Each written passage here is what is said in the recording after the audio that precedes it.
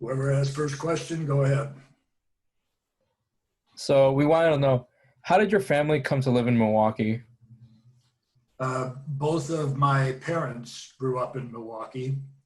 Uh, Two of my grandparents were from Milwaukee. The other two were from Janesville, Wisconsin, which wasn't too far from Milwaukee. It's about 50 miles maybe. It's in Wisconsin. And so when my parents got married, we lived in Milwaukee. And I think I had explained, I lived here until I graduated from high school. I was gone for 7 years for college and then teaching a couple of years in St. Louis. So from 64 to 71, I was gone. And then in 1971, my wife and I got married in 71, and my wife and I moved back to Milwaukee, and we have stayed here. And I've always lived in the city. I have never lived, outside of the boundaries of the city of Milwaukee. Seven of the 12 of us siblings live in Milwaukee. So five renegades moved out of town, but most of us are still here. So growing up, for your particular house, what was the house like? Like how many rooms, bathrooms? Okay. Well, the first house I was in for the first 6 years of my life, it was when my parents when we left, there were 7 children, and there were 3 bedrooms, although one of the bedrooms was a large closet. So we had 5 children staying in one bedroom with 2 bunk beds and a baby bed. And then there was another bedroom for the children, and that was bunk beds. Two people were in there. And then my parents had their bedroom. It was an upper duplex, so it was those 3 rooms, 1 bathroom, 1 small living room, and 1 kitchen. And there were 7 kids in that amount of space. We did not have central heat. There was, like a furnace in the basement that would heat the whole house. There was a little oil burner stove in the living room. And during the winter season, every night my dad would have to put oil in there to have it last through the night. And sometimes on real cold nights, the oil wouldn't make it, all the way to the morning. So we would, my siblings and I still talk about this. We would wake up on winter mornings, and you could see your breath. When you would start talking, it would be as if you were breathing, outside in the cold. And we would have thick ice on the windows of our house, and that was the house on 28th and Galena. And then when I was starting first grade, November of first grade, we moved to 38th Street and Minaky, and then we had we moved from the upper flat of a duplex. We moved into a house, and I know my my parents thought they had pretty well moved into a big castle. Just there was so much more room than what we had, and then the big factor was we did have central heat. The radiator heat. So hot water pushed into the radiators, and so we felt we were living pretty high when we got there. And then I lived there until I moved away from home for college. So it was those 2 homes that I lived in. So.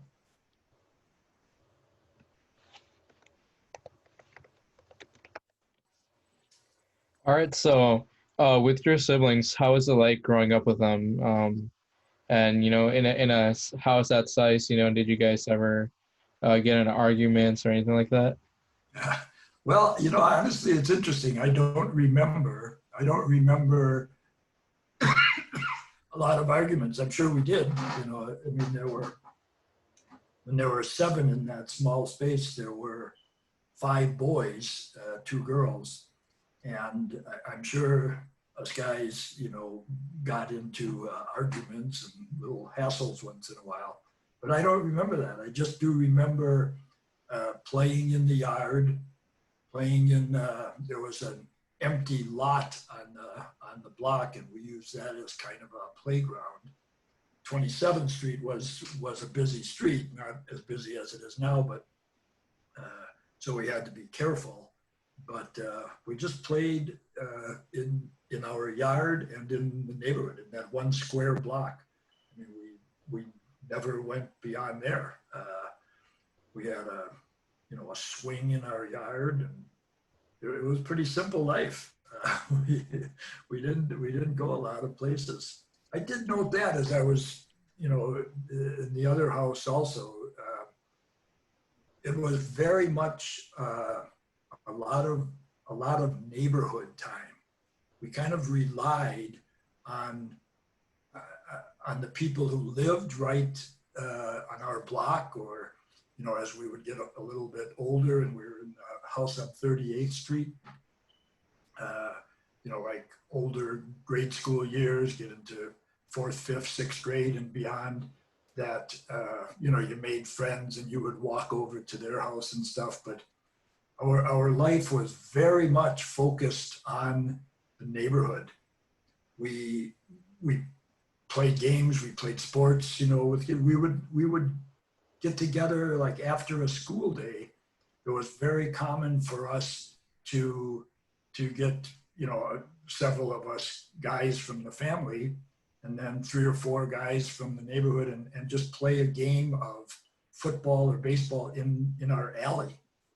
And we look back on that now, and even when we drive through the old neighborhood and see the alley, it was so narrow. And we joke with each other in terms of baseball.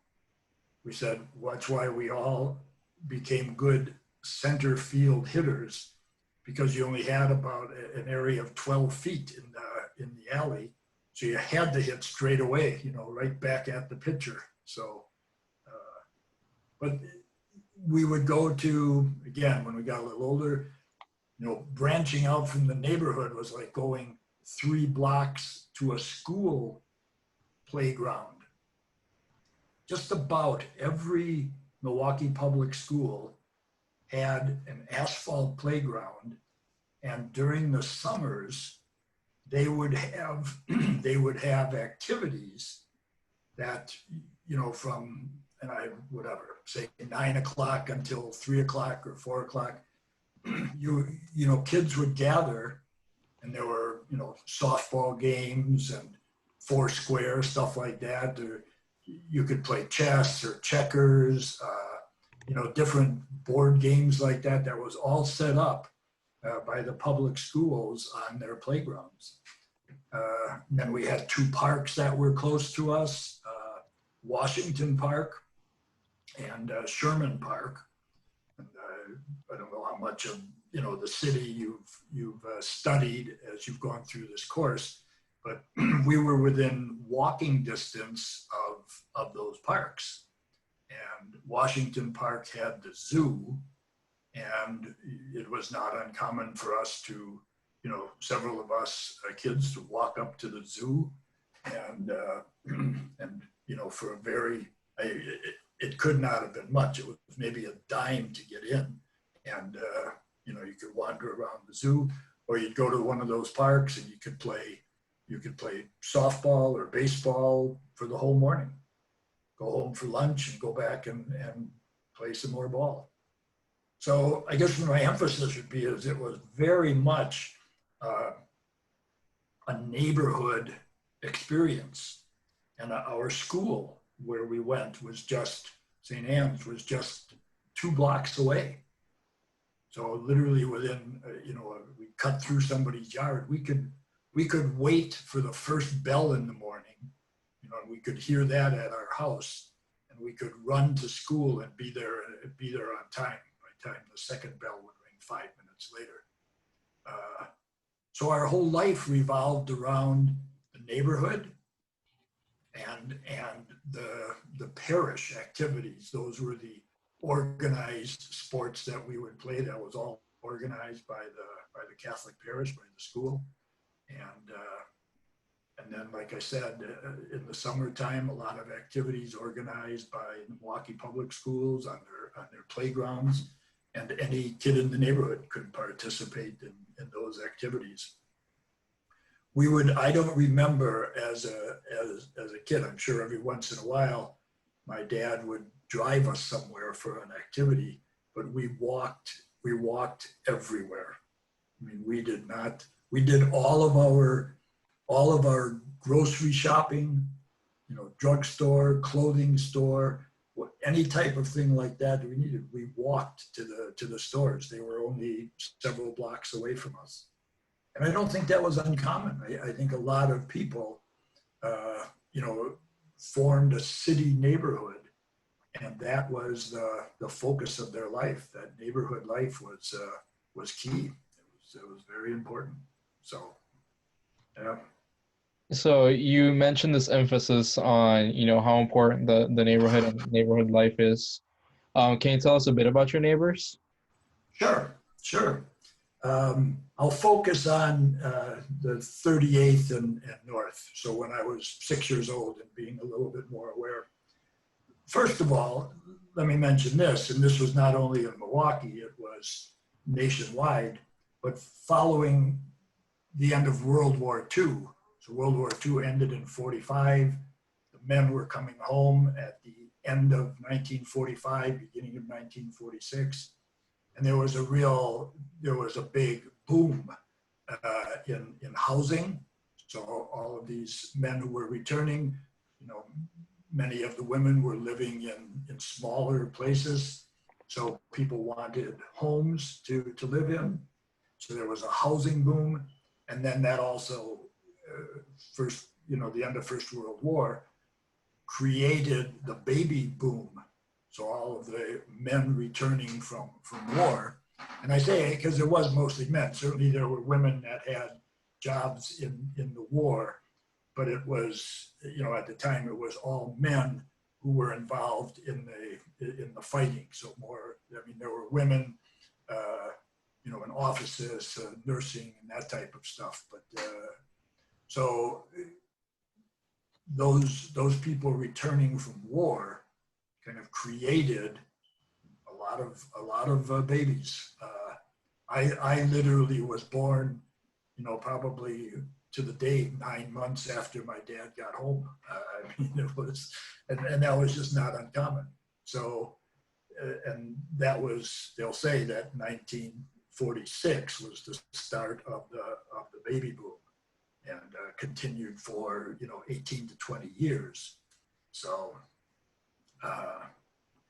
And it was very much what we would term now middle class, and I would say probably middle to lower middle class.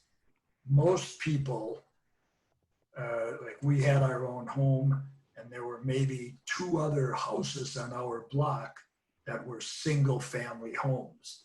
Everything else was a duplex. And what happened, so this is, let's say from the early 50s into the 60s, a lot of the owners of those duplexes moved out. And what you saw, what I saw as a high school kid, the neighborhood was getting more and more seedy. It was not kept up as well. So if you had the owner of the duplex living there, he would make sure that it was painted, it looked nice, he cut the lawn, he shoveled the water. He would do all of those basic things to make the neighborhood look very nice. When the owner of the duplex moved out and he was renting both units, it didn't take too long, but within a year or two, you started seeing the neighborhood not look as nice. The owner wasn't that concerned. If the grass wasn't cut, no big deal. Paint would be peeling, and he'd hold off the maintenance for a couple of years. So what we saw in that neighborhood, we saw, as people gained economic stability, they moved out of the neighborhood. The more people who were just renting there did not take care, and you saw, a real decrease in the value of the properties. So we saw that in the specific neighborhood I was in. I mean, that would be right now, it's a very devastated area. The house that I lived in on 38th, there are people still living there, but on that block, I think there are four homes that have been demolished. They've either burned down or they got in such disrepair that they tore them down. So it's pretty sad. It's part of what would be called the Metcalf area. It's a 53210, which isn't the poorest zip code in the city. 53206 has that, which is not too far from where I lived. Just a lot of poverty right now, but that started in the late 50s and 60s. People that had money moved out. The renters weren't taking care of properties, so it went downhill fairly quickly. So I was going to try to get over there and take a couple of pictures of what it looks like now, but then I couldn't find any pictures to compare it to when I was growing up, because when I was still there, when I left, right after high school, it was decent yet. It was okay. You could see it was starting to not look as good, but it was an okay neighborhood. But then it went down pretty quickly, and it's just devastated right now. Like the last time I saw the house where I grew up, 4 or 5 of the windows are boarded up. Like a window would break and they would just put the wood over it. They don't even replace the window, and the yard and the lawn and stuff is not taken care of. So not a pleasant neighborhood. So in fact, just as a little side anecdote, when I was my last job in education was working at a charter school on the northwest side, and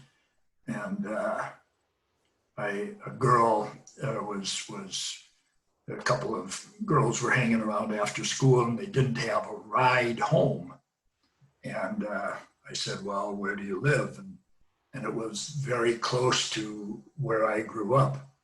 And so I said, "Well, I know where that is. I can take you home. Call your mom or dad, whoever, and tell them that I can bring you home if that's okay with them."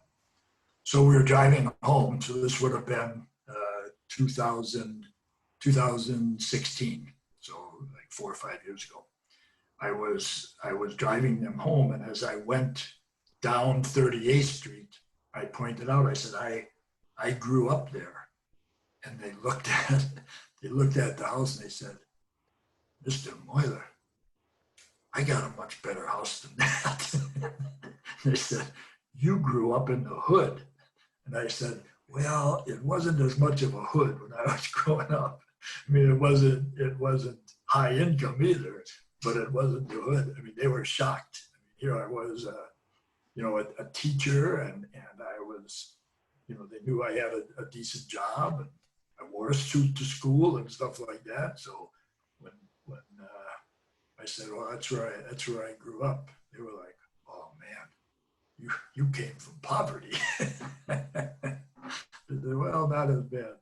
But anyway, we had very good neighbors. I mean, a lot of people were in, at first, until a lot of those people were moving out, as I said, as they became more, economically able to move, they did.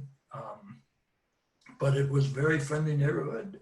We would always have people around that we could get together for a game of ball. I mean, my memory, and it's probably not every night after school, but pretty often we would play ball. So there you go. I think I mentioned to you, and this was very common too. And when us guys were 12 years old, I think I might have said this the first time, we would all get paper routes. And that too, it would be right in the neighborhood. You either, a couple of blocks from the house, you'd get your papers, you deliver them. And that was a way to get to know even more people who lived right near you. And people were basically very, very friendly. It was very pleasant. I may have mentioned this, during the first time when we chatted. We would go out at night, like a night like tonight. It gets dark at 4:30 or so, but we would go out collecting, for the paper. We would have to collect every week from our customers, and we would go out in the dark, 6 o'clock, 7 o'clock at night, and my parents didn't think anything of it. They didn't think we were going to be, robbed, or if, we weren't in any great danger. We walked out in the neighborhood and rang doorbells, collected for the paper. And, at that time, I mean, it doesn't sound like much money now, but at that time, carrying around 25, 30 bucks, that was a lot of money. Because the paper for the whole week cost just 50 cents. The Sunday paper was 20 cents and the daily paper was a nickel. So 50 cents is what the people owed every week. Now, if you just go to the store and buy a Journal Sentinel, I think it's $1.50 or $2 for the daily.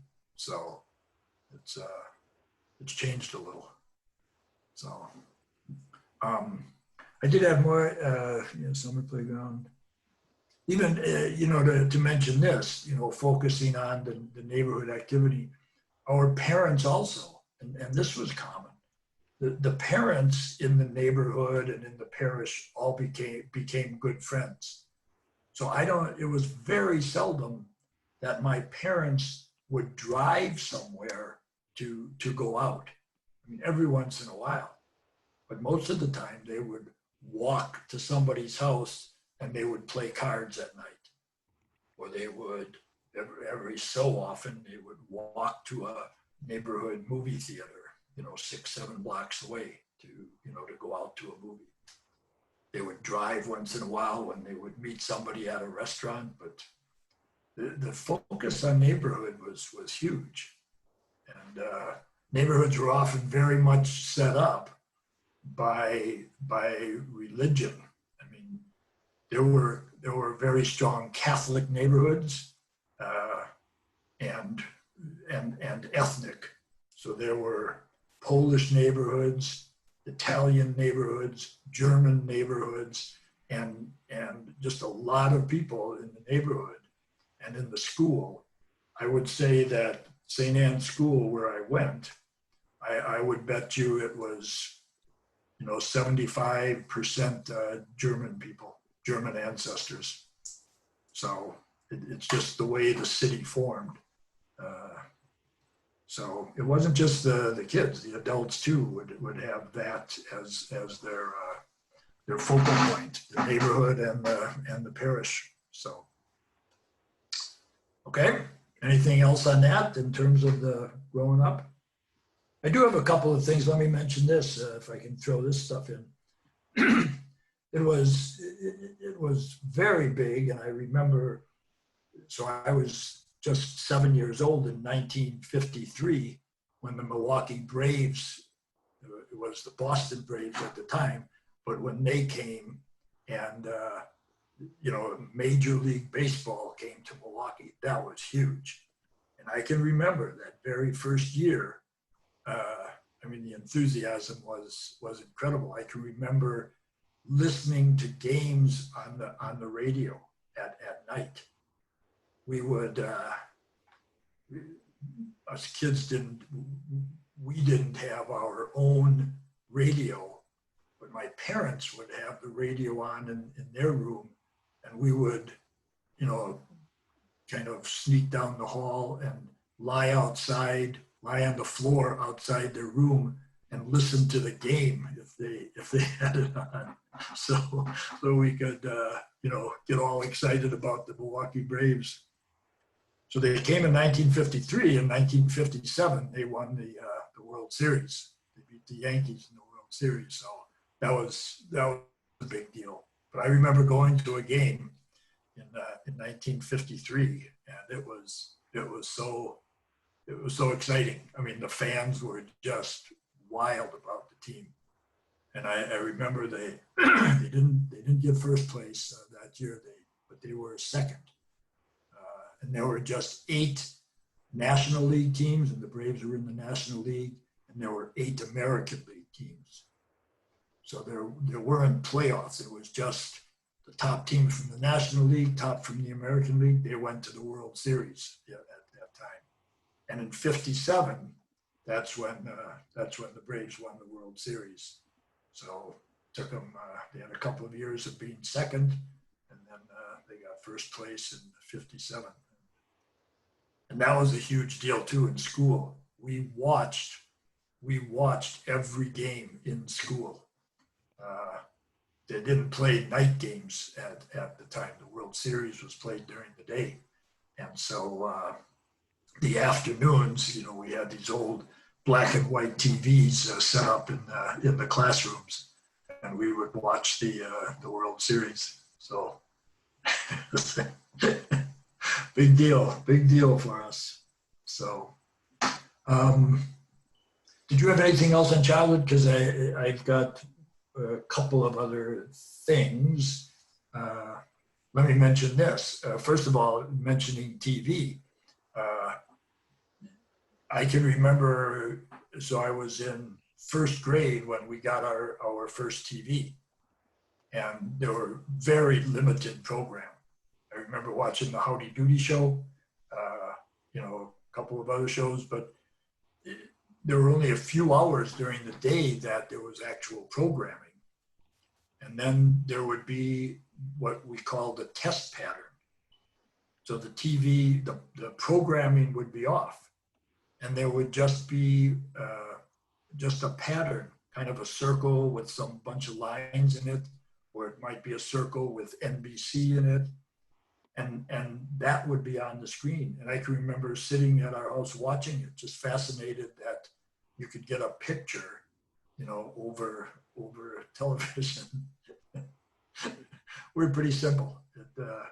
I don't think too many people would have dreamed in the early 50s that at some point we would be on a computer talking to each other, miles away, and seeing each other while we're doing it. So. Yeah, what kind of TV did you have? Well, I think it was, what was it? I think it was called the Philco, Philco, Philco. And it was probably 4 feet high. And it was like it had a big wood cabinet, but the screen was probably about 10 inches.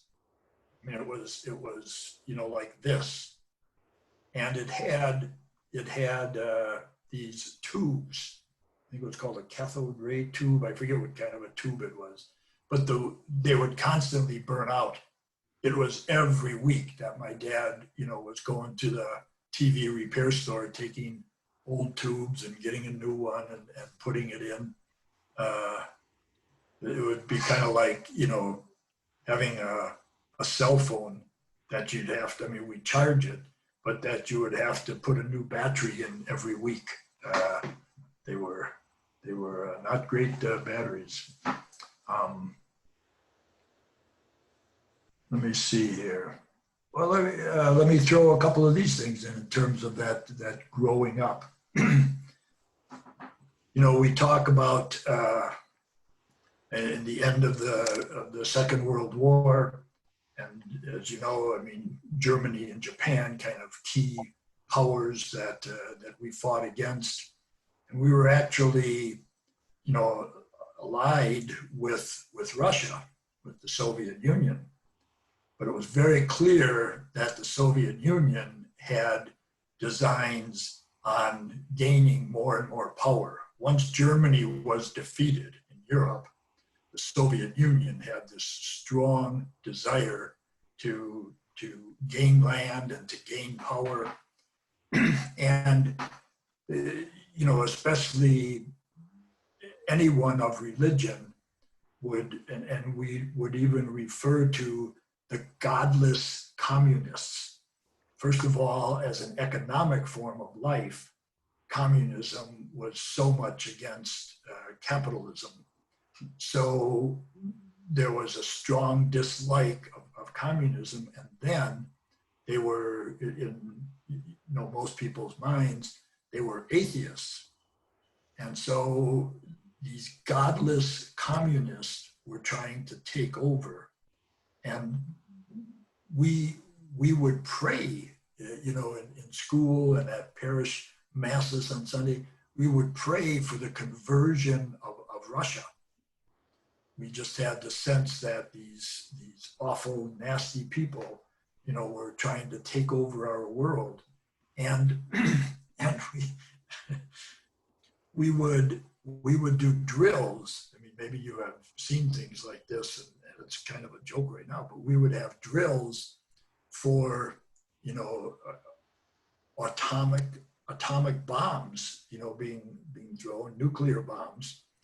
And we would have these areas in the school where everybody was supposed to go to, and you would, kind of crouch on the floor, or you'd stay in your classroom and put your head under your desk, kind of kneel on the floor, put your head under your desk. And the joke about it was, let me see, if there's a nuclear war, I don't think your head being under your desk is going to prevent the nuclear poisoning. It's not going to save you. So we laugh about it now, but we were deadly serious about it at the time and practicing these drills in case there was a war. And there was great fear that, and then what became known as the Cold War, which really didn't end until the late 80s. But the Cold War was a great fear for people growing up at that time.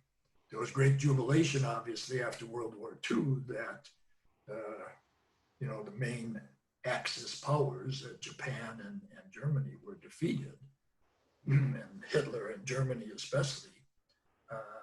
But it was a real fear that the Russians, the USSR, the Union Soviet Socialist Republic, that they were going to try to conquer the world. So that was the big fear.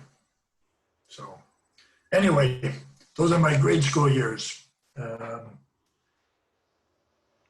only other thing I would mention, I keep thinking of things here, see, that following the Second World War, another big movement was the development of suburbs.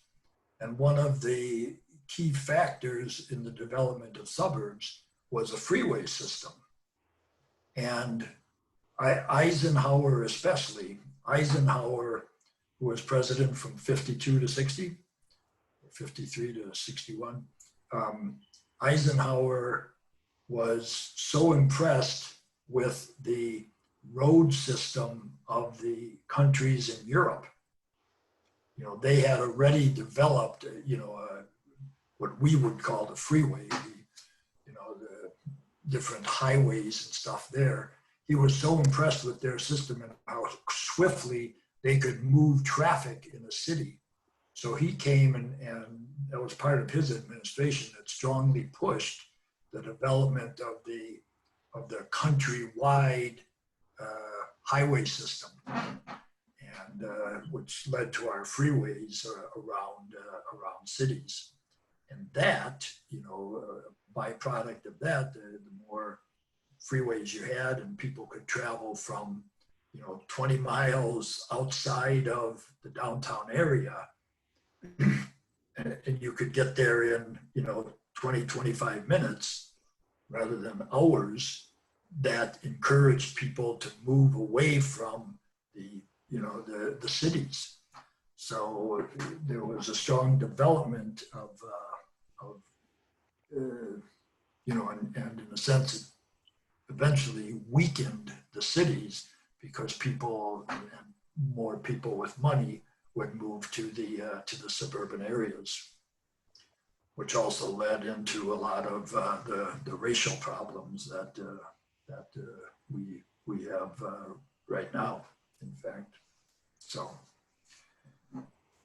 before I get into anything like that, do you have other questions on the growing up?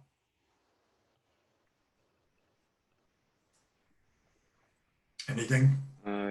Yeah, I actually had a few follow-up questions. But, Sure. So this actually goes kind of back when you were talking about the paper routes, and you talked about what you said, that you were able to pay for your tuition at MUHS. Right, correct.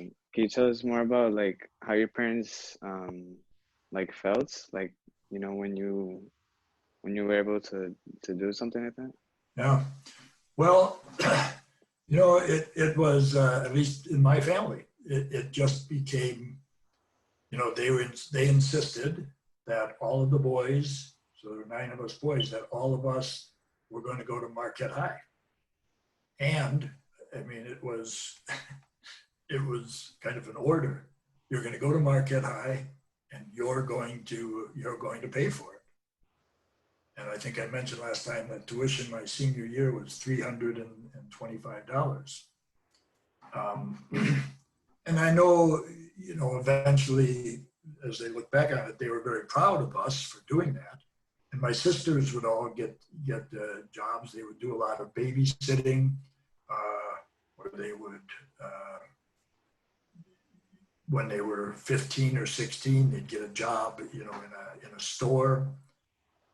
There weren't a lot of fast food things at that time, but working in a grocery store or something like that. So we all 12 of us paid our high school tuition. And I know my parents were very proud of that, but it was not a question. It wasn't like, well, you're going to, decide to do this. It was, this is what you will do. You're going to get a paper route. You're going to save your money. So if you made, let's say $20 a week, which was pretty common on a paper route, you could make somewhere between $15, $20 a week. $20 a week would amount to over $1,000 a year. So you would save most of that money, and you could pay. You could pay $325 for tuition.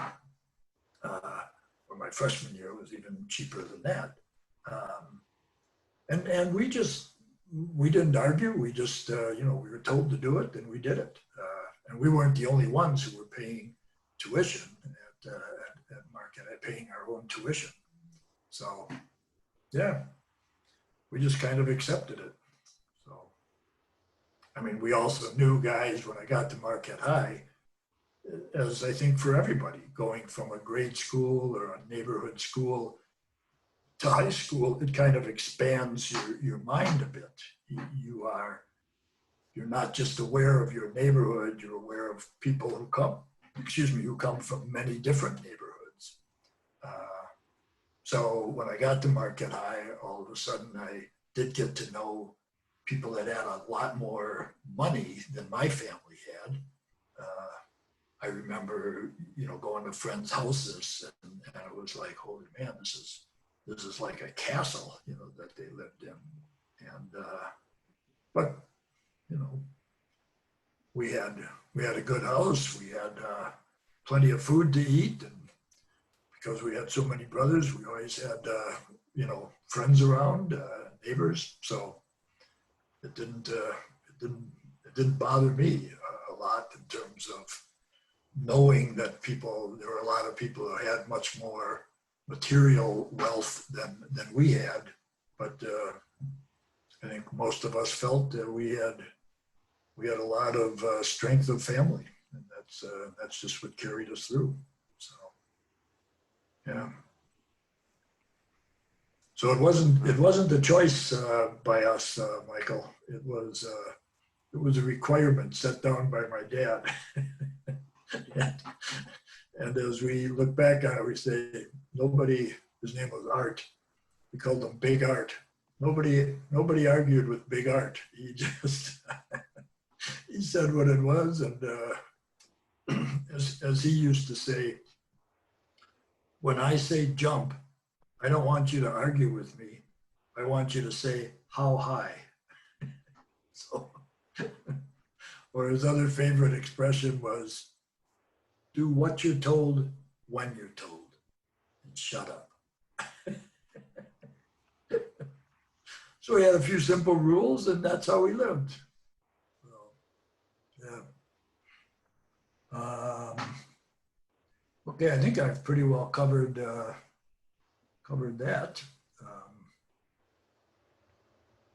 Anything else that, We have Michael has another question. Yeah.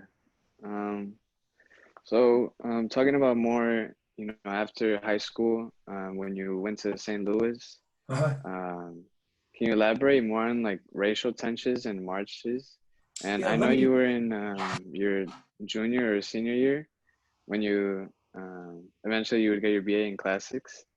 And while in St. Louis, like, did you hear about Milwaukee and the marches over there, or did you come back and hear Yeah, about it? Or? well, kind of both. I mean, St. Louis was going through the same type of thing, but this is interesting, and on race. So I did start thinking about this as I was, just preparing some thoughts. When I was in grade school, we didn't have any Black kids in our school, and there were a few in the neighborhood, and we would get along with them if we were playing ball in the summer and stuff. We would get along with kids, but there were just so few of them right where we lived. So in the early, my early years, grade school years, I didn't know any. Even when I went to Marquette High, so that was 60 to 64. I really didn't. There was one Black kid in my class. One Black kid graduated, in my 1964 graduating class. The year ahead of us, I think there were three, two twins, and one other Black family. So it took a while for Marquette to start getting much the racial diversity. And it wasn't until all of a sudden you had a large group of Hispanics going also that the school became that much more diverse. But anyway, as I would note, from grade school, very little racial diversity. High school, I at least started seeing it. You would participate, or you go to a basketball game, and you would see more, Black kids and Black spectators at a sport. Still not a lot, but more than what I was used to. But there was more and more unrest building. So again, if you take the end of the World War, 45, from 45 into 60, there was growing economy and, like I said, the development of highways and the suburbs.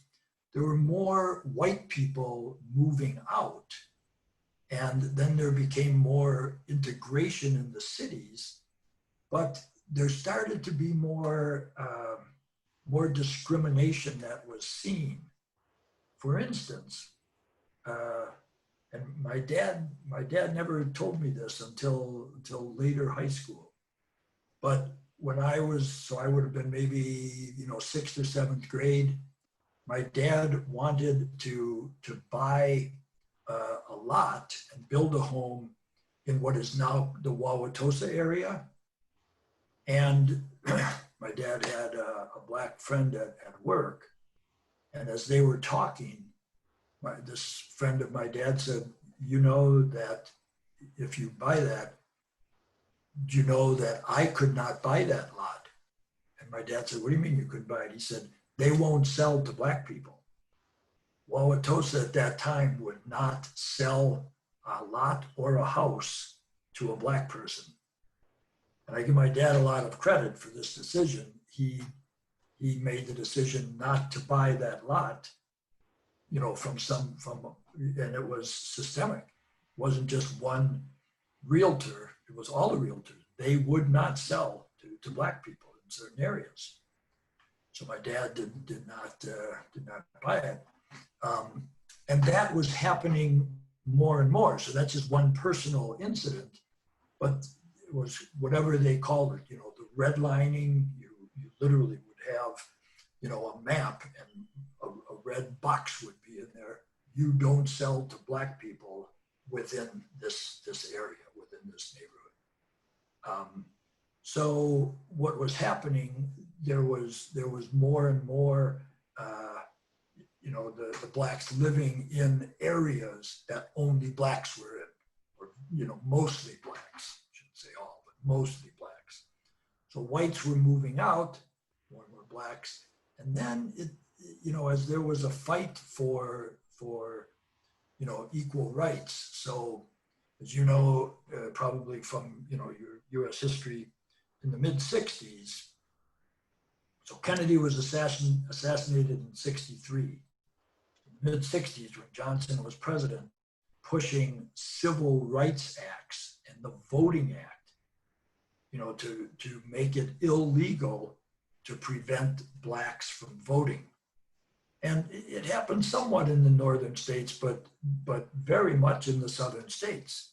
They would not let blacks vote, or they would set up a certain test that they would have to take in order to vote, and just make it impossible for them to pass the test, or they would change the test when a black person would show up.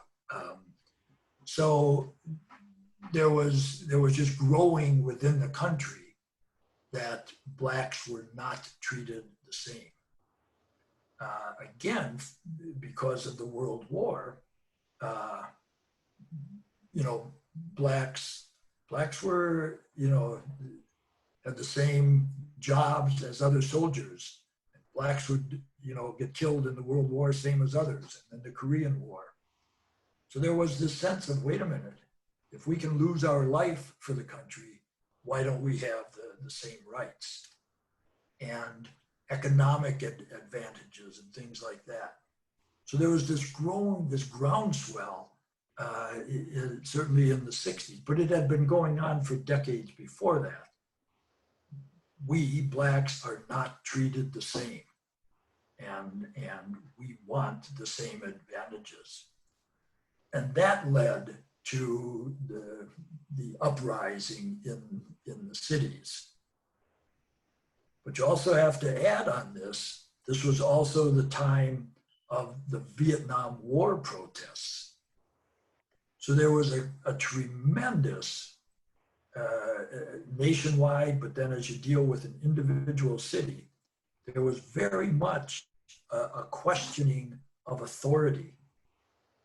You know, our government telling us that we need to fight in Vietnam, more and more people started looking at it and saying, why? Why are we going to this small little country in Asia and bombing the hell out of it, killing, you know, tens of thousands of people, and you know, we're dying. I mean, overall in the Vietnam War, whatever, 54,000 or something. So we're losing a lot of people. Why are we doing this? So there was a real questioning of authority. And why I connect that with the Black movement too, very much the same. You know, systemically, you know, Blacks forbidden to do certain things, and Blacks not given the same opportunities. You know, and that racism and that prejudice very, very strong in our country's DNA and in every city. So as that was building, and then you had the Civil Rights Act, and there was a sense of, okay, this will kind of equalize things. Well, it didn't. You can make a law that this should happen, but it doesn't prevent, you know, you come and you're applying for a job and I'm the boss, and I don't like Hispanics. So you come in, and I, even from your application, I see your name, Gonzalez. I know what you're like. And so you can apply, but you're not going to get a job from me. So economically, job situation, housing, as I pointed out, just from that one example, you even had players for the Milwaukee Braves, African-American players, Henry Aaron being, you know, one of the most famous baseball players. Henry Aaron could not buy houses in certain areas. It was only when he was with the Braves for quite a few years that he moved into Mequon. And I believe he was the first Black to move into the suburb of Mequon. They just didn't sell to Blacks. So the point is, all this frustration swelled up, and in 1967 here, it had started, you know, earlier in other cities. There were strong race riots, and I mean, there were blocks and blocks of and Milwaukee wasn't too bad. They did have, you know, a number of major fires in the city, you know, that would burn stores and burn down, you know, certain industrial areas. But a city like Detroit had many, many blocks that were literally burned down, you know, with the frustration of people. And some of it was, you know, the same as we still have, the policing, you know, that the Blacks were not treated the same in the whole legal system, the court system. So this frustration, you know, just welled up. We saw it in St. Louis when I was down there, but obviously I was, you know, home at times, and you know, contact with my siblings and my parents, even though I was in St. Louis, and you know, the riots took place here in '67. It was pretty frightening. And then, you know, what unfortunately happened was, it was like kind of blamed on the Blacks. You know, they're creating this problem. And you look back and you say, well, are they creating the problem, or are they reacting to it? How many times can you be, you know, say within 1 week, you know, you don't get a job because your name is Gonzalez. You get picked up with, you know, with a little marijuana, and you get put in jail. You know, one of your buddies, you know, a white guy is having big parties at his house, and, you know, the police come to that party and nobody gets arrested. They just tell the parents, well, make sure your kid isn't doing that. And then you're in a neighborhood in the city and you go to a school that you know is not as good as, schools in other areas. So you deal with all that frustration, you're going to be pretty pissed after a while. And wait a minute. So you have a whole group of people who get very frustrated, and that, it's very complicated social issues, so I'm simplifying, but that is what led to a lot of that rioting. And it was scary. It was very scary. But you also knew what caused that frustration. And what's interesting on it, and I was talking about that there were areas that wouldn't sell to a certain racial group. Did you guys talk in your course at all about Father Jim Groppi? So he led these marches from the north side to the south side. The south side at that time, so this would be, say, the late 60s, 1970. He, and it was 67 after these riots, that Groppi led every night. A group of people would gather, they would walk across the 6th Street Viaduct, and they would, just make their point known just by marching. They were basically peaceful marches, although not always so peaceful when they would get to the south side and, people would be throwing things at them, and it would be white people. And like I said, very ethnic, very Polish area. They didn't want blacks moving to the south side, and they would not sell. As individuals, they wouldn't sell. As realtors, they would not sell to a black person on the south side. So they were pushing for open housing laws, to have it to be illegal to not sell to a certain person because of his race. And we finally, in the city of Milwaukee, we finally did get open housing laws. But again, that doesn't necessarily solve the problem. You can have a law, but if somebody wants to circumvent that law, and if somebody wants to still, not get along with African Americans, they're not going to get along. So it did lead to, in a sense, it led to more problems. If I could jump, besides that race situation, it's a little frustrating for me, combining it with my education, because when I was back in Milwaukee and teaching, and then in 1975 went to Marquette High as a teacher, we ran a program in the summer specifically for African-American young men, 6th and 7th graders, to give them, a greater opportunity to get ready to go to Marquette High. So it was this program, and we wanted to increase the numbers of African-American kids in the school. Well, very frustrating, because it was year after year after year we were doing this, and the numbers were not moving up very much. We'd have 30 black kids in the school. We'd maybe get up to 35. Several years later, maybe 40. We got into, like 50, 55 kids, and that would be it. So it was roughly around 5% of the student body, and it just kind of stayed there for years. We could not break through and have 70 kids, 80 kids.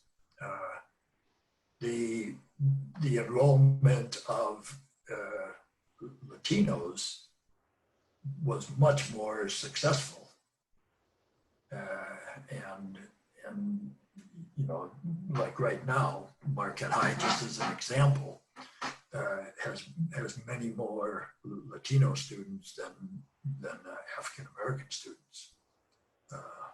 And you can talk about that, you know, whatever reason could well be the connection with religion, that there is more of a connection to the Catholic Church in the Hispanic community. So, you know, that could be it. Nativity being on the south side and pushing, you know, pushing Marquette High, you know, whatever. That could have been part of it. But in looking at this, sorry if I just keep babbling on here on stuff, but in looking at this and focusing on that racial issue, I was looking at Gerda's book on this, the history of Milwaukee, and this was interesting to me. That in 1970, African Americans, you know, black students was 26% of MPS in 1970. And at that time too, there was a movement to desegregate. And then there were even court orders that MPS, Milwaukee Public Schools, had to desegregate. You know, they couldn't have a school that was just, you know, mostly white and not letting blacks in and that type of thing. Well, that order to desegregate in the 70s really caused white people to move out of the city. So they wouldn't stay in the city to go to a public school. They moved out to go to a public school in the suburbs. So 1970, you had 26% of MPS was African American. 1985, 53% of MPS was African American. And what's interesting on that, you know, and part of what you know caused this, in 1976, there was this court order for MPS to desegregate. And by from 76 to 90, that, you know, 14 years, 250,000 white people left the city of Milwaukee. I mean, that's huge. That's huge. And moved to the suburbs. In 2018, so if you go to this is statistic again, in 85, 53% MPS African American. In 2018, it's roughly in MPS, it's the same, roughly the same, about 52% of MPS is African American. But the big gain in terms of minority enrollment is Hispanics.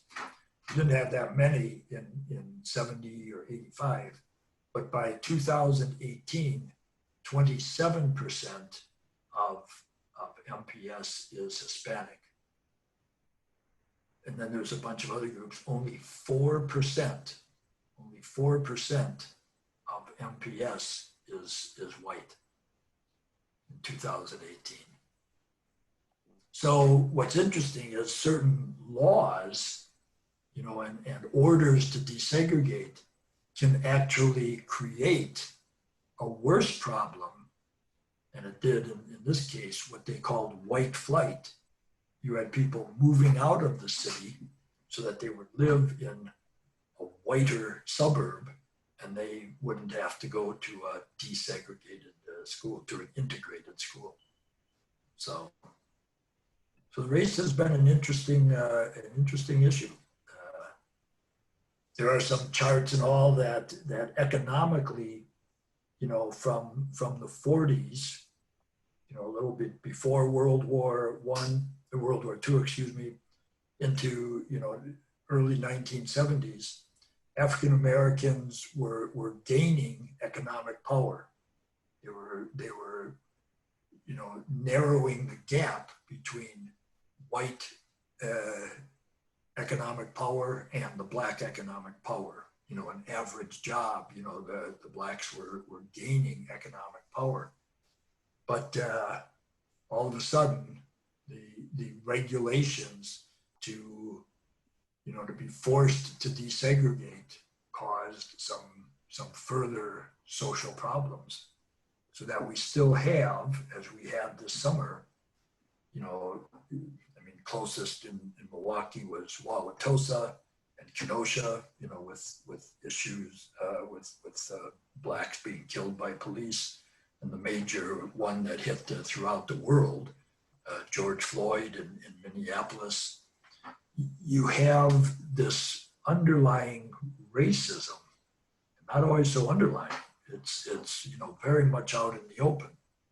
My own political view is that I think Trump has fomented that to just be bold about whites being able to be very racist and to, you know, very much you know, downgrade the African Americans in our society. But we don't want to get into a whole political thing. But anyway, it's interesting to watch that. And like I said, for my own living here, my educational career, it's been frustrating because I haven't seen a lot of progress. You know, I mean, I had a few years of teaching outside of Milwaukee, but then most of my career, 45 years, I was in the city of Milwaukee, you know, teaching at Catholic schools, except for the last 4 years I was at a charter school. But it's been difficult to see that there has not been, you know, steady progress in the education of the African American community. And honestly, I do think that's why,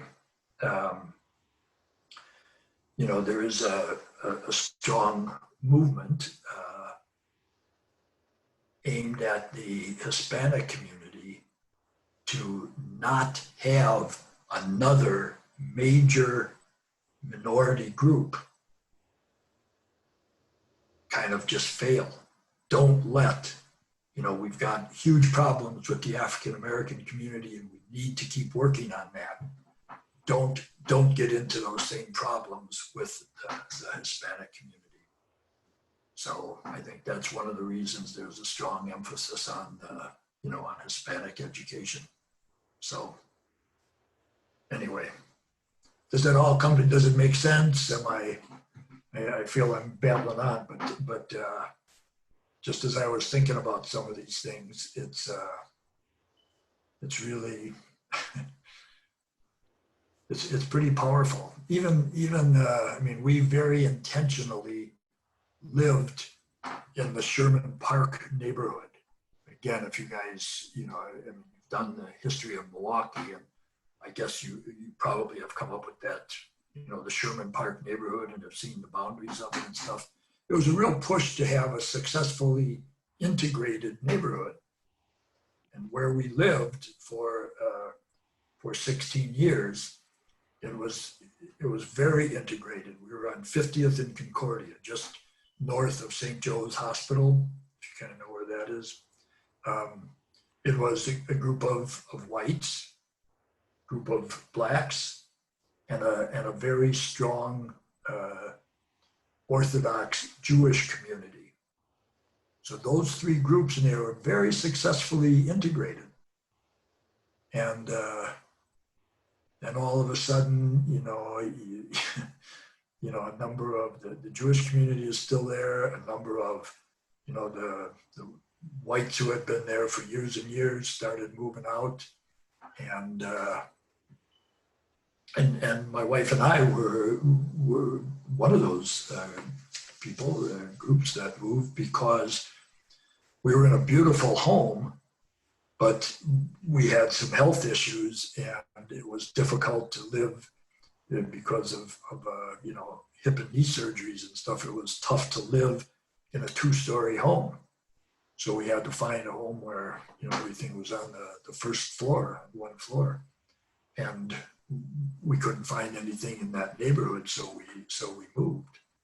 But the more people who moved out, all of a sudden you have, you know, situation where you have some blacks who do not take care of their property, and then that neighborhood goes down. So, did you guys visit the Phoenix, that little shopping area, or you guys probably were not into doing that this semester because of the pandemic? I don't think we were able to because of the pandemic. Yeah, we weren't able to visit any area. About that at all, like after some little minor riots in the Sherman Park area a couple of years ago because a black man was shot by a police officer. But then, and there was some burning of businesses, but they developed a little shopping area, and it's called the Phoenix. And it seems to be making it. It seemed to be working out okay. So anyway,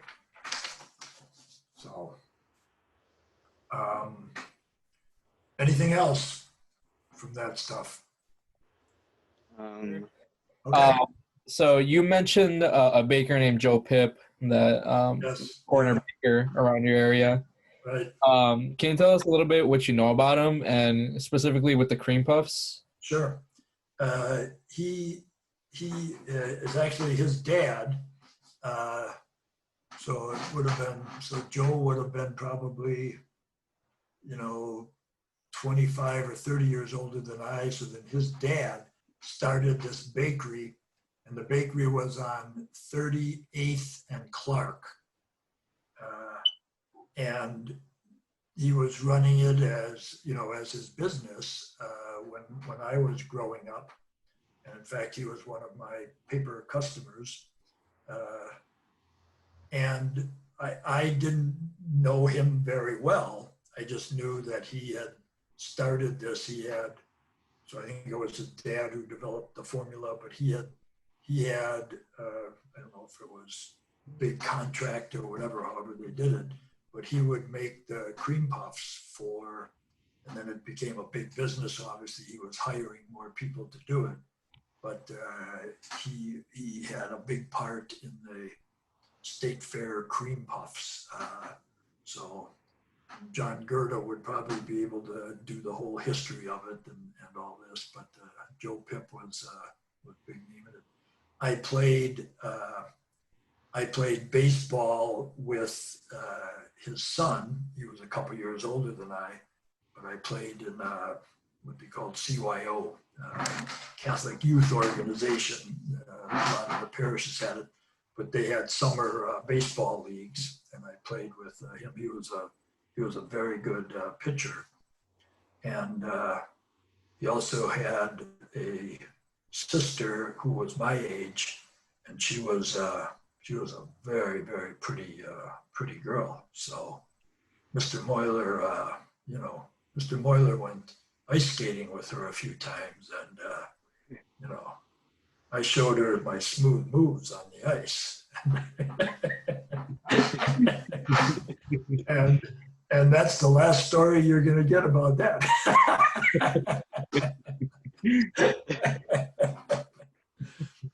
Susie Pip, she was cute. Very cute. There you go. So actually, I didn't give a damn about the cream puffs. I just cared about his daughter, Susie.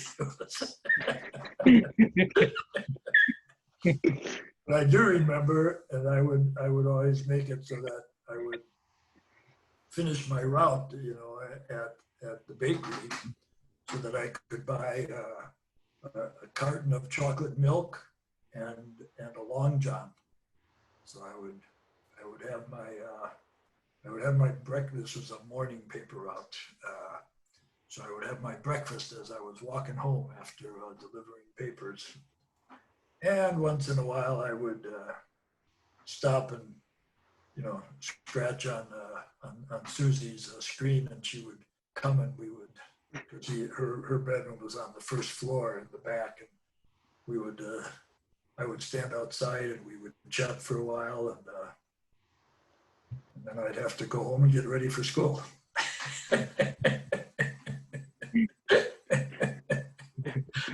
Yeah. See, I said all of our life was right in the neighborhood. I mean, it just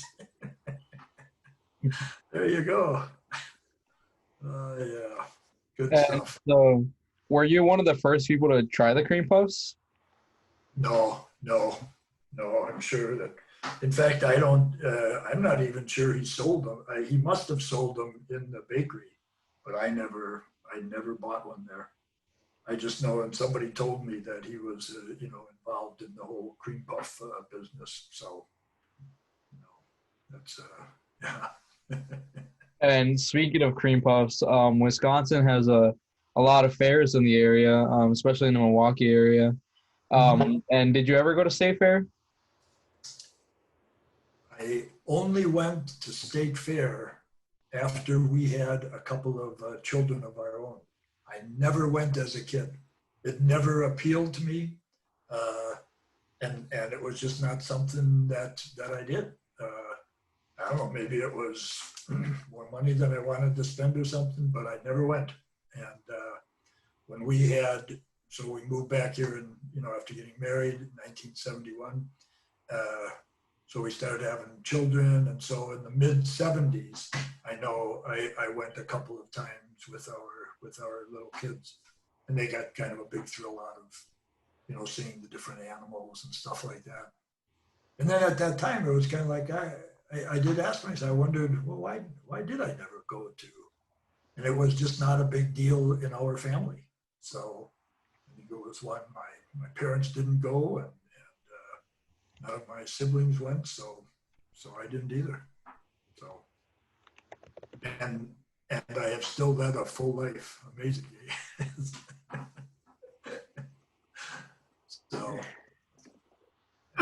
So I have been, but only as an adult. And you did mention also that you went to the Sherman Park Zoo, which of course doesn't exist anymore. Washington Park Zoo. Washington Park Zoo. And so can you tell me a bit about that? Well, it was a much smaller zoo than we have now. I mean, I remember bears.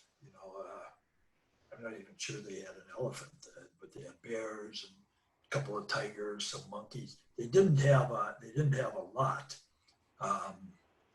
And I think I mentioned to you that one of the reasons that they did move outside of they just didn't have area to expand, and the county, so that became a county zoo, not just a city, but the county was able to get land where the zoo is right now, and able to develop it.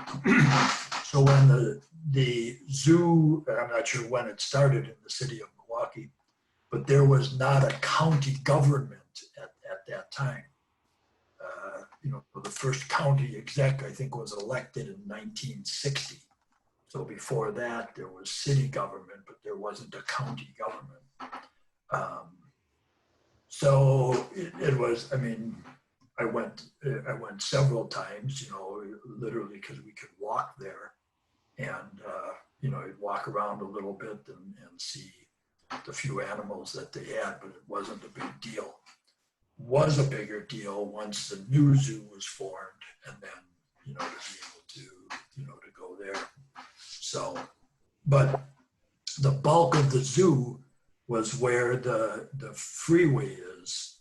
The freeway, like from Lisbon Avenue towards Wisconsin Avenue. It used to be Highway 41. I think it's called 175 right now or something. But and it goes right, that part of the freeway leads right towards Miller Park. So you Southsiders are not familiar with that area of the city, but they had to take down the zoo in order to put that leg of the freeway in. So that's what caused that. Excuse me. So, was there anything else specifically you wanted to know about the zoo, or? No, not necessarily. Yeah. I mean, it is interesting in terms of the development of the area, but and a lot of that, and Gerda would have more on this, the county forming a government.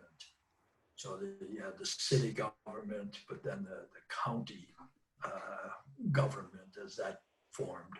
That's what helped, develop the zoo as well as it was. So, as well as it was developed. So, okay.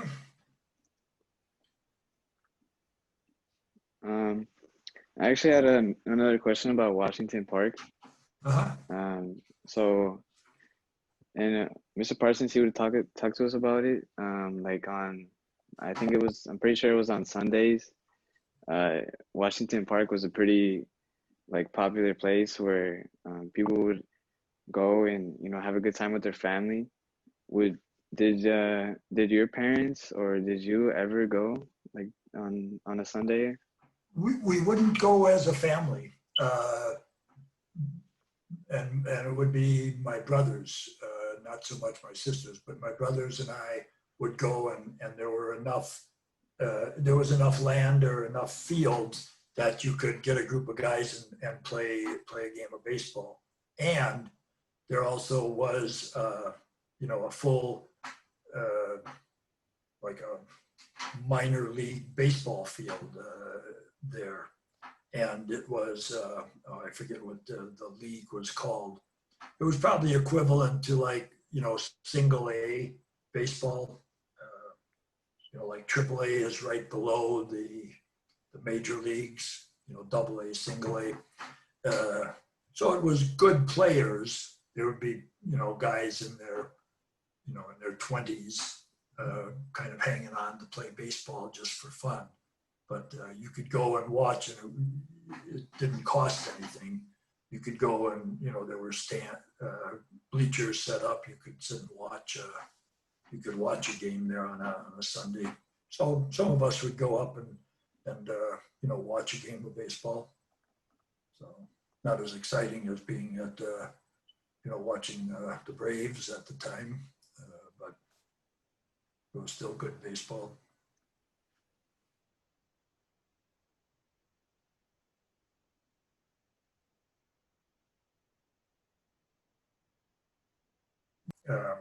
A bandstand, like curved areas, and it had, bleacher type seating, and they would have a number of concerts there, like afternoon, early evening, and you would have families do that. They would, have a picnic, supper, and then sit around and listen to a concert. So there was a lot of fairly either very inexpensive or free. Once you start playing music in a large park, you can't really charge people for it because you can hear it anywhere in the park. So you just sit down and listen. So people would do that. Again, my family did not, but it would be my brothers and I would play ball there quite a bit. And I believe you were talking about the concerts. Since it was so close to the zoo, Mr. Parsons would tell us that the people like at the concert, they would complain about the smell. The zoo like, animals would smell and bad. The smell and stuff. Yeah. Yeah, I don't remember that. That's not something I remember, but doesn't surprise me. And we could walk there, but we were at least it was probably a little more than a half mile away from our house, so we didn't smell the zoo animals where we were. So we had enough brothers farting in the house that we didn't need zoo animals to make it smell. You can imagine, 9 boys living in a house, and my mother would serve bean soup. Come on. It was lethal. So I have a question about your relationship with your mother and your father. So did you have a closer relationship with your mother or your father? I would say overall, we were a very close family. And we still are. The 12 siblings are living. We're all living. And like this morning, I talked to 5 of them on the phone. A couple of the ones who live out of town and a couple from in the city here. So we keep in touch. We keep in touch very well. We enjoy, like the brothers, the 9 brothers. We weren't able to do it this year, but we take a week, and it's been easier to do as more of us are retired. But we'll take a week and take a vacation somewhere. Last year, the 2019, that is, we went to Sarasota, Florida. We have a brother who lives down there, and we rented a house for a week. There was very close to the beach, and we just enjoy being together. So we do that. We were a very close family. I mean, some of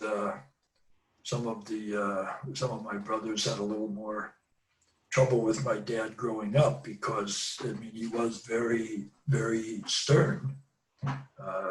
And if you know, they screwed around a little bit, they didn't especially enjoy it when my dad punished them pretty severely. But all of us, you know, look back on it as, I think we all appreciate that we had a close family. We appreciate very much that, you know, my parents just worked very, very hard to, you know, to make sure that we had what we needed, you know, that we had, you know, shelter, we had good food, we had, you know, the recreation we wanted, and they pushed education. I mean, my parents were very big on that. They, you know, insisted on a good education, and all of us have you know, graduated college. So, and most of us have gotten advanced degrees. So, you know, we're very grateful for that. And neither one of my parents was able to get a college degree. My dad's dad, so my dad's parents divorced when my dad was in 8th grade. And it put a real economic burden on that family. And my dad, after high school, had to go and get a job. He was not able to, you know, continue his schooling, so he was not able to get a college degree. But he kind of, you know, insisted that all of his kids were going to go on and get a college degree, and we all did. So, you know, we look back on it, and even though he could be tough on us at times, we respect what he pushed, and we respect his values, and that you know, all of us ended up better off because of it. So yeah, I would say that all of us were pretty close to our parents, and I think they very much cared about raising children. My mother said, did I tell you the story that when, you know, I was a junior in high school, and she, you know, they had 12 children, and my mother had a miscarriage, and she actually cried. She was weeping that she had to have surgery to remove her uterus, and she was not going to be able to have any more children. You know, those of us in the family were like, really? we got 12 kids in the house? I mean, we didn't, you know, laugh and say that to her, but we did kind of think, what the hell? You've kind of done your job, Mom, you know. But she loved raising children. She very much appreciated just that day-by-day life and taking care of the family. We went home in grade school. We went home for lunch every day, and she would have a warm meal, you know, ready for us when we got there for lunch. So, and every night she would have you know, a good warm meal, and she would bake. She would bake just about every day. She'd make, you know, cakes or brownies, cookies, pies. I mean, we got pretty spoiled with her cooking and baking. In fact, every once in a while when we are reminiscing, we, the siblings, will say that sometimes when my mother would not bake and she would just have Jell-O for dessert, we would kind of be like, what the hell is this? This isn't dessert. Jell-O is nice, but where are the cookies?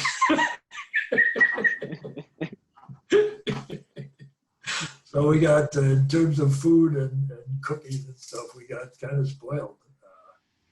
I mean, you know, they didn't have a lot of money. I mean, to raise 12 kids, no matter how much money you had, it wasn't going to be a lot. So we lived, you know, very modestly, but my parents were very insistent that we would always have plenty of food, and there would always be plenty of food for the family. So, yeah. Jell-O, what the hell is that?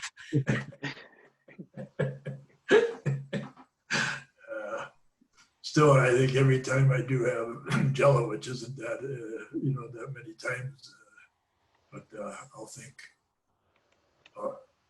how little, you know, spoiled and bratty I was to think, what the hell's the matter with you, Ma? You know, you trying to pass this off as dessert? Yeah,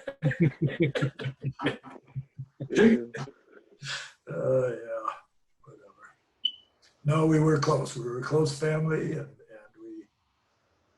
and I think, you know, that was very much part of the city culture. I think Milwaukee at that time was seen very much as a great place to raise a family. People talked about that, you know, very simple culture, you know, comparing it to like Chicago, you know, Chicago being a huge metropolitan area. You know, Milwaukee was, you know, it was a small town, big city. You know, so there were, you know, whatever, close to 800,000 people, you know, when I was growing up. So it was a big city, but it kind of acted more like a small town, that neighborhood sense and that sense of family was very important. So it wasn't just our family. I think it was part of the culture of Milwaukee that we you know, did value family. So now there weren't too many families that had 12 kids, but you know, still the one, you know, whatever, in general, you know, friends I had and stuff, you know, had good family relationships. I think I was in 8th grade when one of my friends had his parents get divorced, and I think that was the first good friend I had that his parents weren't together. So, I mean, that would be very rare right now that you would get to 8th grade and not have a friend, you know, in a family where there's a divorce. So it was different. It was a very good time for me growing up. So, talking about, you were talking about how your dad was a very hard worker, and you know your mother as well, and like the morals and values that they gave to you. You being a father of 4, do you think that you have tried to set that example that your father gave to you to now give that example to your children? My wife and I have really worked hard at that, and we were fortunate. My wife and I were very fortunate that we wanted children, and we enjoyed spending time with our children. That was pretty much the focus of our lives. My wife stayed home with the kids our first son was born in 1974, and the last one was born in 82.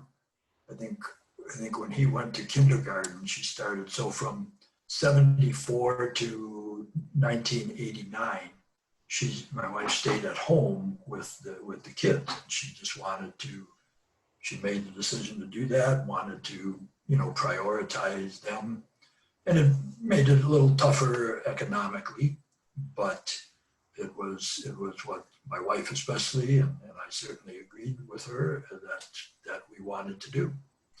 And in terms of imparting those values, I think we worked very hard to have our sons know that they were a priority for us, taking care of them, spending time with them, making sure they had opportunities to engage in activities that they wanted, making sure they had a good education. So that same value that my parents pushed on me, and my wife had a similar experience with her parents, that we imparted that same sense to them.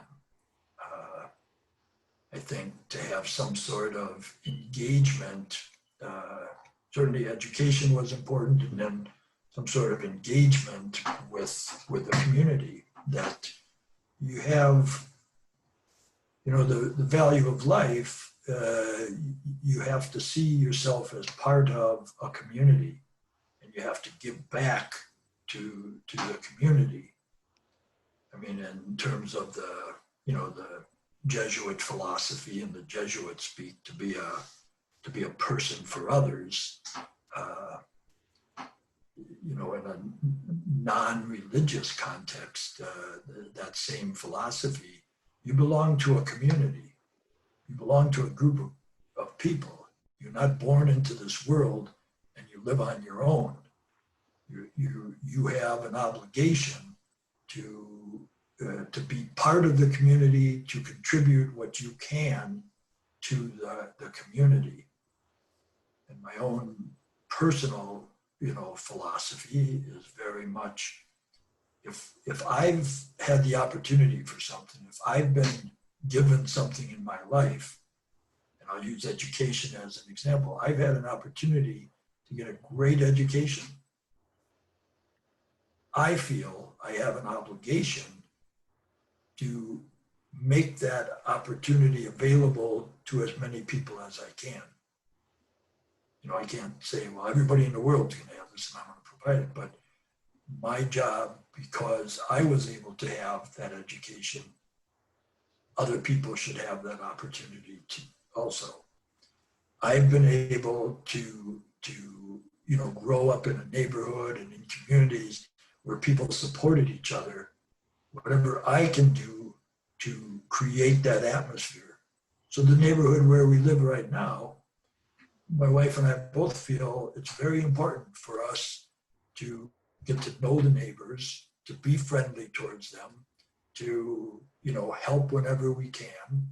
So there's a young couple across the street and they have 3 kids, and every once in a while, again, the pandemic, it makes it more difficult, but they know that they could call us if they have a situation where they would need help, with the kids. So, the mother came over, and this again pre-pandemic, but the husband, the father of the kids, he can't get home. He thought he could, and I've got a dental appointment. Could you come and take care of the kids for a while? And we feel if we can do that, we have an obligation to help people. We have an obligation to feel and to be friendly towards the people who are around us, because that's the neighborhood that we had. So it's kind of a simple philosophy that, if you've had an opportunity or you've been given certain, gifts, you have an obligation to share that with others as you go through life. So I hope that our sons have seen that same sense, and I think they have. They're all engaged in occupations where, focusing on helping others is the main part of the job that they have. And they all have children, they all have families, and so far from what I can see, they're doing a great job of taking care of them. So taking care of the kids. And they better, because we want our grandkids to be happy. So, does that make sense? Yeah. And I had a question. You mentioned that your dad was a veteran. Yes. So did he ever instill any military values in your household? He never pushed it. He never Okay. pushed it. There were two, and interestingly, out of 9 boys, there were only 2 who did enter the service. My oldest brother joined the Army, and brother that's just a year younger than I joined the Navy. So they both served. Neither one served in combat, but my dad did not push that. I think it was not unlike what I saw in many World War II veterans, how awful war is. Now my dad was in the Navy, and he was on board a ship. And so I don't know how much direct combat he saw. I mean, there were times when he had enemy planes flying overhead and stuff like that, but his ship was never bombed directly. And he did not get near any place where there was direct combat. I just know that he never wanted to talk much about the war. And again, not unlike many people who were in World War II. They felt that it was a job that had to be done to stop the evils of Hitler, specifically, and that whole fascism, and Japan wanting to kind of control the East. They just saw this as evil, and it was a job that had to be done to save the world. But there wasn't the sense that they wanted this to continue. They didn't like other war. It did create a division, because I referenced before the protest against the Vietnam War. That did create a strong division between young people and the older generation, that especially those who had fought in World War II.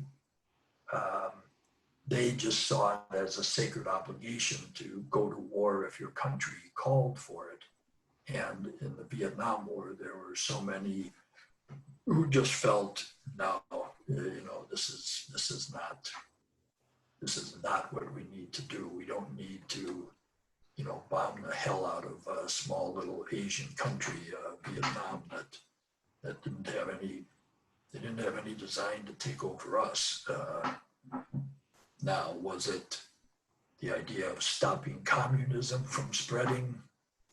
Perhaps you could justify the war because of that, but that one was proven that it didn't make sense. So anyway,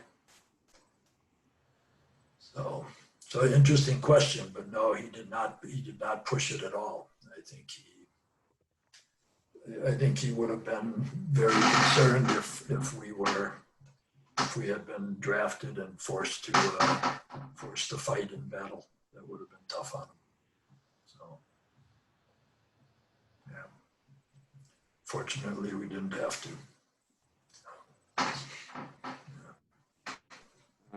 So I have a question about when your father worked at Kearney and Trecker.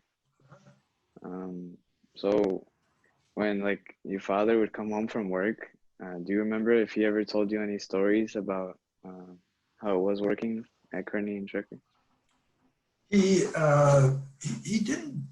didn't talk a lot about work. When he got into supervision, he wouldn't say necessarily real specific stories, but he would talk sometimes about the difficulty of of managing a group of people. That some people weren't great workers, and to try to motivate them, to get them to, to work harder at what they were doing. He would talk about the frustrations of that. But outside of that, he didn't talk a lot about it. He was very proud when Kearney and Trecker developed a machine, and I mentioned that by trade he was a tool and die maker. They developed a machine that could reproduce all its own parts. So it was kind of the start, my simple understanding of it. It was kind of the start of what we would term now artificial intelligence. It was a machine able to be programmed in a very primitive sense to redevelop all its own parts. And that had, major implication in any machine industry.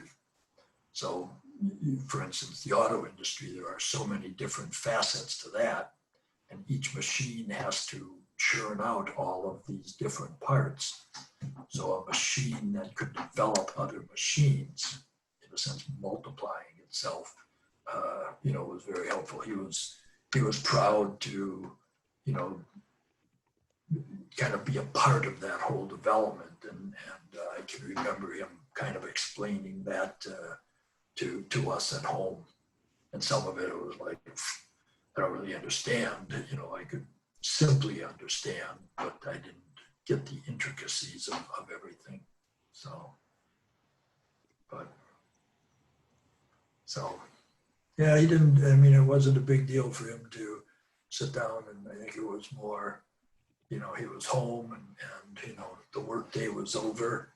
I don't think he wanted to dwell a lot on it, as he was talking to us about the day. So he just wanted to know if we had behaved that day. That's all. He didn't want any nonsense. Okay. Anything else? Yeah, we just got one more question. Okay, you can have as many as you want. Yeah, so, you growing up, you've seen a lot of changes in Milwaukee, and then, you being a father now, you've seen Milwaukee grow more modernly and everything. Would you say Milwaukee has changed for the better or for the worse? Good question. Very good question. I think there's an aspect to every generation. You get to a certain age and you look back and you say, oh, things were so good then. It's too bad that it has changed so much. And there's an aspect of that I feel, I talk so much about the neighborhood and that closeness. I think we've lost that. That's not so much a part of our lives anymore. And we maybe have seen that a little bit during this pandemic time, that we are forced to be around more and just taking walks around the neighborhood and connecting with people at that simple level, rather than always traveling different places and you don't always connect. So I think we've lost that sense of simple community and simple family life. However, certainly all of the advances that we've had in life have made our life in many ways simpler. We don't have to spend as much time, for instance, on food preparation. Day by day task of, procuring food, getting to storing food, and better refrigeration and all that. You can buy food for weeks and store it at home, and so many things are easier to make and to prepare. So in many the simpler tasks of life, we have simplified things. Now, how we use that time that, you know, has been freed up from those tasks, that's, you know, that's what we have to control. And are we making it better or not? I do think that as a response to the racial situations that you know, flared up this summer, and we realize that we still have considerable, you know, racial tension in our city and in our country. I think that we have a long way to go to not sure exactly if solve the problem, is it to improve relationships among people, especially among racial groups in the city and in the country. So focusing on the city of Milwaukee, I think that we have, we're certainly not where we want to be. I think we are much more aware. Some people want to deny racism. I think we're much more aware that we have had systemic racism in Milwaukee and in our country. So better or worse, I think you're born at a certain time and you have to respond to the situation that you are in. It's what you make of it then, and decisions that you make for yourself to exist in society, but then what contribution are you going to make to society, you know, with the life that you have? What are you going to do with it? So if you were to ask me, you know, better or worse, I would say, there's more challenges right now. I think there are more challenges for, you know, for you guys growing up right now, and you know, children who are younger than you have some great challenges to meet. But I think we have the tools, we have the wherewithal to deal with those problems. So you make sure that it's better when you make your contribution, as you continue to make your contributions in society. So let's make it better, you know? That didn't exactly answer your question, but I hedged it saying, nostalgically, I certainly think that, you know, we had a, you know, a great way of time for growing up, but I also look at it and say, there's so many more opportunities that we have right now to, you know, to influence others and to influence the world. So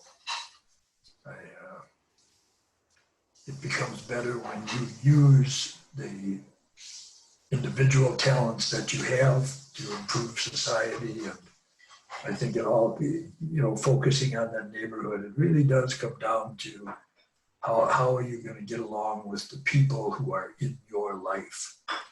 You know, you can say that you want to do great things for humanity, but if you don't get along with the people that are in your house, you don't get along with the people that you know, bump into in your neighborhood or in activities that you're doing, if you can't help the people around you, then you're not a successful person. So. And we wanted to follow up to this question just real quick. You have any final words for the people seeing this in the future, for the historians, for the kids, for the classroom? Any message for them? Well, I sincerely hope that that some of these problems we talk about in education and in race relations, I hope that 10 years from now, 20 years from now, I hope that Milwaukee specifically and the whole nation, I hope that Milwaukee is a stronger community and a community of all people than we are right now. I think we have too many divisions in our city. And so my final words would be take care of the people around you and make sure that whatever people you do, bump into in life, that you respect them and you care for them with the skills that you have so that you have a stronger society. So that your neighborhood is not just the block that you're on, but it's everyone in your view, in your work life, in your school life, in your neighborhood life, that everybody becomes someone that you want to basically get along with. So take care of each other. Take care of each other.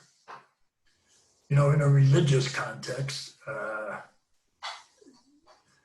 I always refer to in my mind, refer to the Last Supper and Jesus's basic message to his friends that he had just spent a couple of years with, getting to know and talking to them. His basic message at the Last Supper was, take care of each other. Love one another. That's how people are going to know whether you are my follower. Take care of each other. Pretty simple message. And it's very powerful when people do that. So take care of each other. That's my message. How's that? That was beautiful. Thank you very much. Well, thank you guys. I have enjoyed this. And honestly, if some other questions pop into your head, you can certainly email me questions. I would respond, or whatever comes of this. I hope it's successful for you, and I hope you have a good, successful end of this year. And thank you very much. We appreciate it. Thank you very much. Take care, guys. You as well. Goodbye. Okay. Yep. Good luck on your exams this week. Thank you. Thank you. Take care.